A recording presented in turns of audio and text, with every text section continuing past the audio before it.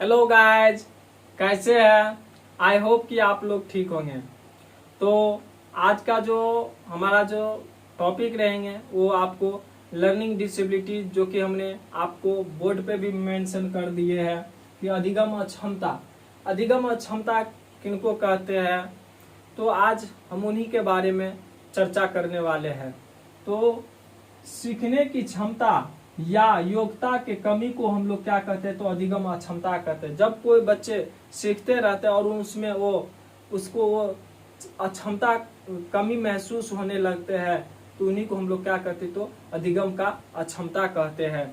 इसमें जो हमारा फर्स्ट है, जो हमारा जो इस अधिगम की जो अक्षमता है, इनको जो टाइप्स जो बांटे गए हैं लर्निंग डिसेबिलिटीज का, उसमें जो हमारा फर्स्ट जो है, जो कि आप लोग बोर्ड पे भी देख रहे होइएगा, डिसलेक्सिया, यानी कि पढ़ने से संबंधित विकार को हम लोग क्या कहते हैं? तो डिसलेक्सिया कहते हैं। जब बच्चे कोई भी चीज पढ़ते रहते हैं और वो सही पढ़ नहीं पाते हैं, तो उसी को हम लोग क्या कहते हैं? तो डिसलेक्सिया कहते हैं। दूसरा जो हमारा इसमें पॉइंट है वो आपको डिस्ग्राफिया, यानी कि लिखने से संबंधित विकार। जब बच्चे कोई भी चीज को लिखते रहते हैं और वो अपना सही से वो लिख नहीं पाते हैं, तो उसी को हम लोग क्या कहते हैं? यानी कि लिखने से संबंधित विकार कहते हैं। इसी का जो हमारा आपको तीसरा पॉइंट यानी कि डिस्कैलकुलिया, आप लोग को इसमें ट्रिक भी आप लोग को अच्छे से आप लोग जानते होइएगा कि डिस्कैलकुलिया यानी कि कैलकुलेशन का शब्द का विचार आ रहा है, तो यानी कि ये आपको गणितीय गणना से संबंधित विकार हो गया। और जब इसी में आपको डिस्मोर्फिया, जो हमारा 4 पॉइंट है, यानी कि डिस्मोर्फिया यानी भ्रम वाली स्थिति।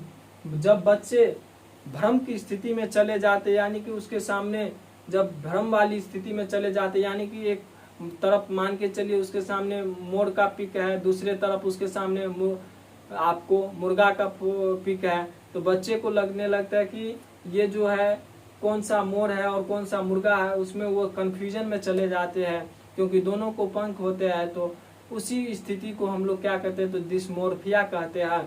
और इसी में जो हमारा आपको जो 5वां पॉइंट है, यानी कि डिस्फेजिया, यानी कि बोलने या भाषा से संबंधित विकार। जब बच्चे कोई चीज बोलना चाह रहे हैं और वो बोल नहीं पाते हैं, तो उसको डिस्फेजिया यानी कि उसके भाषा बोलने में जो कमी आने लगते हैं, उसी को हम लोग क्या कहते हैं? डिस्फेजिया कहते हैं।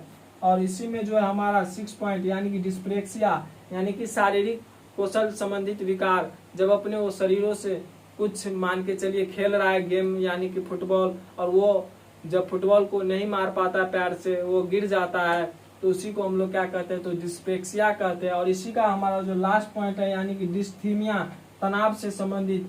अगर स्वाभाविक सी बात है, अगर इन सारे जो आपको डिसेबिलिटीज है, इसमें से एक भी कमी अगर बच्चे के बीच में रह गया, तो वो आपको डिस्थीमिया में चले जाएंगे, यानी कि तनाव की स्थिति में चले जाएंगे।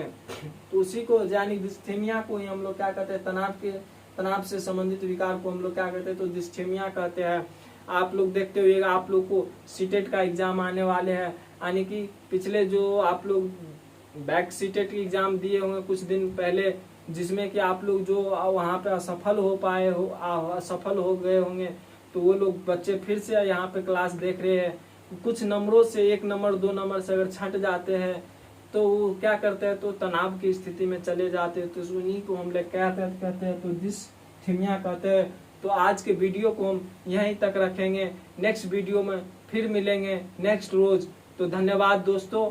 आज जो ये लर्निंग डिसेबिलिटीज का जो टॉपिक थे, इनको हम कंप्लीट किए हैं। आप लोग ज्यादा से ज्यादा PYQ इनसे क्वेश्चन जो आते हैं PYQ का, वो आप लोग घर पे सॉल्व कीजिएगा और इस टॉपिक को रिवीजन कीजिएगा।